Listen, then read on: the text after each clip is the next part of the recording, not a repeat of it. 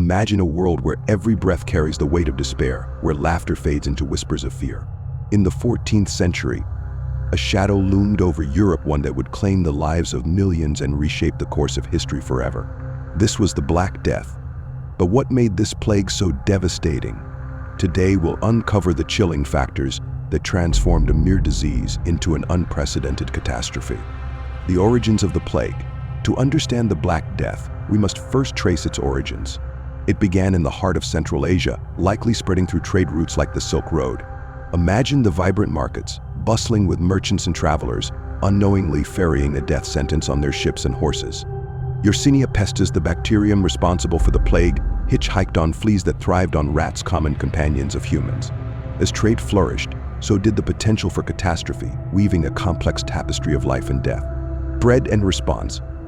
By 1347, the plague reached the shores of Europe.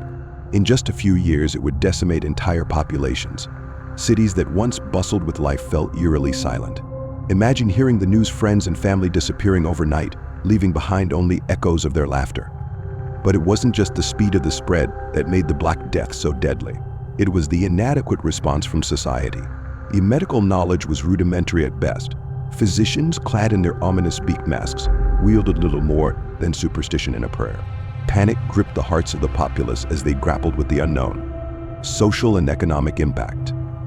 As the plague ravaged communities, it didn't merely take lives, it unraveled the very fabric of society. Families were torn apart, labor shortages crippled economies, and entire towns were abandoned.